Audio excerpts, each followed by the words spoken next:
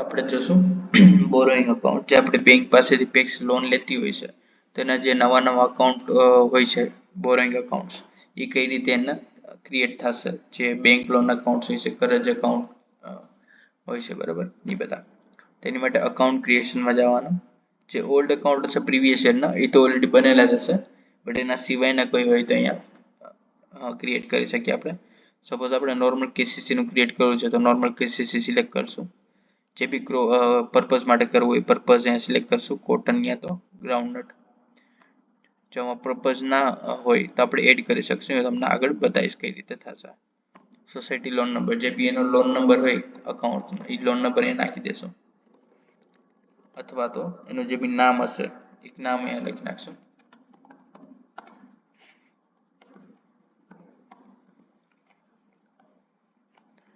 Application date, જે બી application date હશે એ નાખી દેશું. અપ્લાઈડ અમાઉન્ટ, કેટલી અમાઉન્ટ માટે અપ્લાય કરેલી હતી લોન એ નાખશું. પછી સેન્શન, ક્યારે મંજૂર થઈ લોન, એ ડેટ અહીંયા નાખશું. પછી સેન્શન અમાઉન્ટ, જે આપણે અપ્લાય કરી એમાંથી કેટલી અમાઉન્ટ મંજૂર થઈ છે નાખી દેશું.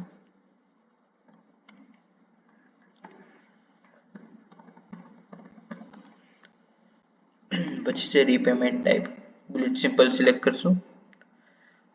રીપેમેન્ટ મોડ, ક્લોઝિંગ ટાઈમ, બરાબર. બુલેટ સિમ્પલ એટલા માટે કે એક જ જગ્યાએ બધું પેમેન્ટ આપણે કરી દેતા હોય છે, બરાબર. કે સપોઝ 50 lakhs ની લોન લીધી છે, તેમાંથી એક જ જગ્યાએ આપણે 10 lakhs યા 20 lakhs એ રીતે અમાઉન્ટ ભરતા હોય છે, એટલે એના માટે બુલેટ સિમ્પલ અહીંયા સિલેક્ટ કરશું. પછી કે ક્લોઝિંગ ટાઈમ, કેમ કે એમાં યરલી કે રીતે નથી હોતું, ગમે ત્યારે આપણે એનું પેમેન્ટ કરીએ છીએ વહેલા. ઘણી વખત અર્લી સ્ટેજ ઉપર પણ રીપેમેન્ટ કરી દેતા હોય છે બોરિંગ અકાઉન્ટ્સના, એના લીધે ક્લોઝિંગ ટાઈમ લેશું આપણે. રેટ ઓફ ઇન્ટરેસ્ટ, જે બી રેટ ઓફ ઇન્ટરેસ્ટ ચાલતું હોય રેટ ઓફ ઇન્ટરેસ્ટ નાખી દેશું. ROI, પેનલ ઇન્ટરેસ્ટ છે દંડનીય વ્યાજ, જેટલું બી દંડનીય વ્યાજ હોય પેનલ ઇન્ટરેસ્ટ એ નાખી દેશું. IOA ROI, જે બી IOA ROI ચાલતું હોય એ નાખી દેશું.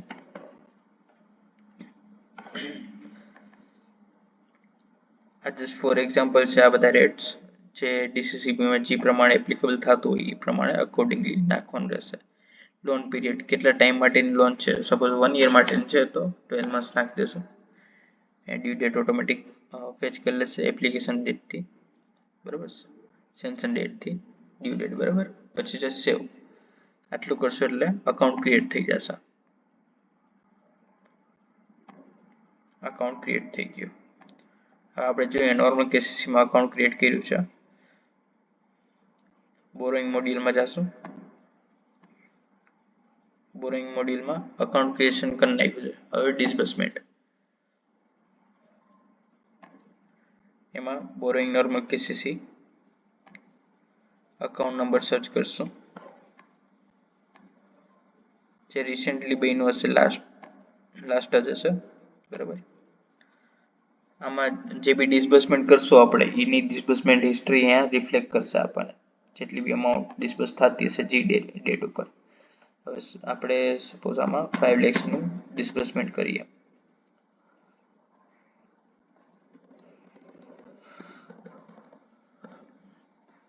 આપણે બેંક પાસેથી 5 lakhs લીધા કેશમાં.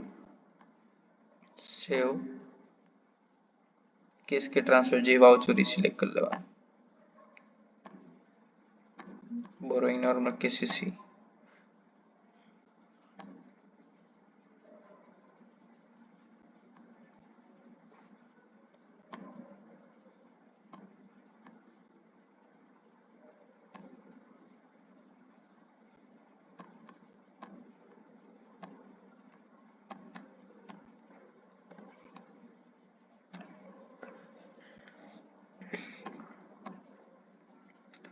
જો જે આપણે ડિસ્બર્સમેન્ટ કર્યું અહીંયા રિફ્લેક્ટ કરે છે એની હિસ્ટ્રી, બરાબર, આ રીતે.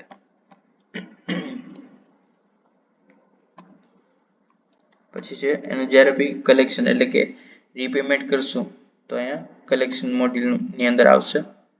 આ ડેમો અકાઉન્ટ છે એટલે થોડો ઘણો ફેરફાર છે બધું ઓલ્ડ પેજ ઉપર આ વર્ક કરે છે અત્યારે એટલે બાકી કલેક્શન જગ્યાએ રીપેમેન્ટ લખેલું હશે રિયલ પેક્સમાં અકાઉન્ટ નંબર સર્ચ કરશું અકાઉન્ટ નંબર સિલેક્ટ કર્યું અહીંયા બેલેન્સ આવી ગઈ બરાબર અમાઉન્ટ આવી ગઈ જેટલી અમાઉન્ટ આપણે ટોટલ કલેક્ટ કરતા હોય આમાં ઇન્ટરેસ્ટ એટલે નથી આવ્યું કેમ કે આજે જ આપણે પાછું કલેક્શનની એન્ટ્રી કરી છે એટલે હવે જે બી ડેટ હોય એ પ્રમાણે લોગિન કરીને કરવાનું રહેશે હવે અહીંયા સપોઝ ઇન્ટરેસ્ટ હોત તો બને કે સપોઝ 3 lakhs નું કલેક્શન કરે છે કે રીપેમેન્ટ કરે છે બેંક ને પેક્સ અને 10,000 નું ઇન્ટરેસ્ટ છે તો 3 lakhs પ્લસ 10,000 એટલે 3 lakh 10,000 અહીંયા ટોટલ અમાઉન્ટ નાખવાનું રહેશે અને ઇન્ટરેસ્ટના બોક્સમાં ઇન્ટરેસ્ટ અને પ્રિન્સિપલના બોક્સમાં પ્રિન્સિપલ નાખવાનું રહેશે ત્યારે અઝ્યુમ કરીએ 3 lakhs નું પ્રિન્સિપલ કલેક્ટ કર્યું છે મતલબ કે રીપેમેન્ટ કર્યું છે પેક્સને ત્યાં 3 lakhs નાખી દેશું આટલું કરીને સેવ કરી દેવાનું એટલે કલેક્શન થઈ જશે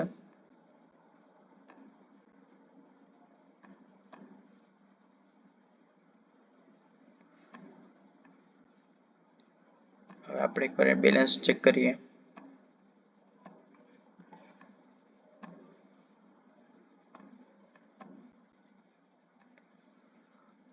જો 3 lakhs કલેક્ટ થઈ ગયા 5 lakhs માંથી હવે 2 lakhs રહ્યા છે હવે બને કે ઘણી વખત એવું થતું હોય કે પેક્સ બેંકને એક્સ્ટ્રા અમાઉન્ટ પે કરી દેતી હોય છે પછી બેંક એને રિફંડ કરી દે બરાબર તો આવા કેસમાં શું કરવું કેમ કે એમાં તો બોરિંગ એકાઉન્ટ નેગેટિવમાં હોવી જોઈએ એક્સેસ આપણે પેમેન્ટ કરી દીધું તેની માટે કન્ફિગરેશન છે કન્ફિગરેશનમાં જવાનું એમાં બોરોઈંગના કન્ફિગરેશનમાં જવાનું પ્રોડક્ટ ડેફિનેશન છે મોડિફાઈ પ્રોડક્ટ ડેફિનેશન છે ડિટેલ વાઇઝ પહેલા સમજાવી દો તમને પ્રોડક્ટ ડેફિનેશનમાં શું થશે કે જે મેં નોર્મલ કેસીસી છે કોમર્શિયલ કેસીસી છે કોઈ પ્રોડક્ટ ના શો કરતી હોય તો આપણે અહીંયાથી એડ કરી શકીએ એને બોરોઈંગ પેક્સ ઓવરડ્યુ સપોઝ આ છે આપણે પ્રોડક્ટને સિલેક્ટ કરતી હોય પ્રોડક્ટ અહીંયા સિલેક્ટ કરવાની લોન ટાઈપ કઈ ટાઈપની લોન છે ટાઈપ એનું સિલેક્ટ કરશું લેજર ડિસ્ક્રિપ્શન કયા લેજરની અંડર આવે છે તેનું લેજર સિલેક્ટ કરી લેશું allow access અને allow access principal and allow access interest આજે મેં તમને કીધું કે ઘણી વખત વધારે રીપેમેન્ટ કરી દેતું હોય છે બેંકને તેની માટે અહીંયા allow access principal અને allow access interest ઉપર સિલેક્ટ કરી લેવાનું એટલે આપણને પર્ટિક્યુલરમાં અમાઉન્ટ નાખવા દેશે જો કોઈ અકાઉન્ટ નેગેટિવ હોય જશે તો પણ આટલું કરીને અહીંયા એરો ઉપર ક્લિક કરવાનું એરો ઉપર ક્લિક કરશો એટલે અહીંયા એના ટ્રાન્સફર આવી જશે કે ઇન્ટરેસ્ટ ને પ્રિન્સિપલ ને પર્ટિક્યુલર જે બોક્સીસ છે એનો કાઉન્ટ આવી જશે હવે આમાં કંઈ ચેન્જીસ કરવા હોય સિક્વન્સમાં તો આપણે સિક્વન્સમાં ચેન્જ કરી શકીએ કે પહેલું બોક્સ કેનું દેખાડે ઇન્ટરેસ્ટનું દેખાડવું હોય તો આપણે અહીંયા 1 કરી દઈએ અહીંયા 2 કરી દીધું એ રીતે પછી એ રીતે બોરોઈંગમાં રીપેમેન્ટનો જે મોડ્યુલ છે કલેક્શનનો અહીંયા એ રીતે રિફ્લેક્ટ કરશે એ સિક્વન્સમાં આઈઓટી પ્રિન્સિપલ ઉપર રાખવું હોય તો પ્રિન્સિપલ ઇન્ટરેસ્ટ ઉપર રાખવું તો ઇન્ટરેસ્ટ એ રીતે આટલું કરીને સેવ કરી દેવાનું રહેશે પછી છે પર્પઝ જે મેં તમને કીધું હતું કોટન અને ગ્રાઉન્ડનટ દેખાડે છે બટ બને કે કોઈ એવી પર્પઝ જે આમાં ન દેખાડતું હોય અને એડ કરવું હોય તમારે ત્યાં તો અહીંયાથી એને પર્પઝને સર્ચ કરવાનો અહીંયા ઘણા બધા પર્પઝીસ છે પર્પઝ આપણે એકવાર સર્ચ કરી લઈશું સપોઝ કૃષિ તત્કાલ છે તો કૃષિ તત્કાલ સર્ચ કર્યું સિલેક્ટ કર્યું બરાબર આટલું કરીને સેવ કરી દેવાનું એટલે આ પ્રોડક્ટ અને એની અંદર જે પર્પઝ નાખ્યું છે આપણે પર્પઝ એડ થઈ જશે બોરિંગ મોડ્યુલમાં જઈએ અકાઉન્ટ ક્રિએશનમાં હવે જોઈએ આપણને અકાઉન્ટ ક્રિએશનમાં પ્રોડક્ટ આવી ગઈ છે પર્પઝ એનું કૃષિ તત્કાલ હતું પર્પઝ કૃષિ તત્કાલ રિફ્લેક્ટ કરે છે બરાબર આ રીતે એડ થઈ જશે સપોઝ એવું બને કે આપણે પ્રોડક્ટ ઓલરેડી એડ કરેલી છે અને પર્પઝ કોઈ એડ કરવાનું રહી ગયું છે તો અહીંયાથી બોરિંગ મોડ્યુલમાંથી મોડિફાઈ પ્રોડક્ટ ડેફિનેશનમાં આવી જવાનું અને સેમ પ્રોસેસ છે ડિસ્ટ્રિક્ટ સિલેક્ટ કરી લેવાનું પ્રોડક્ટ સિલેક્ટ કરી લેવાની આ ડિસ્ટ્રિક્ટનું નામ આવશે તમારે અમદાવાદ રાજકોટ મોરબી સુરેન્દ્રનગર જે બી હશે એ ડીસીસીબી ડિસ્ટ્રિક્ટ અહીંયા નામ આવશે બરોબર પછી છે પ્રોડક્ટ સિલેક્ટ કરવાની, જે પ્રોડક્ટમાં મોડિફાઈ કરવું હોય આપણે, બરાબર. એની ટાઈપની ડિટેલ સિલેક્ટ કરશું આપણે. હવે ઓલરેડી રાઈટ જ છે કરેલો, કે અહીંયા રાઈટ કરી દઈશું તો આપણે નેગેટિવમાં કલેક્શન કરવું હશે તો પણ કરી શકશું, બરાબર. સપોઝ બાજરાનું પર્પઝ એડ કરવું હોય તો બાજરો અહીંયા સિલેક્ટ કર્યું અને અપડેટ ઉપર ક્લિક કરી દીધું. તો નોર્મલ કેસીસીમાં જ્યાં ગ્રાઉન્ડનટ અને કોટન બતાવતા હતા ત્યાં આ પણ એડ થઈ જશે.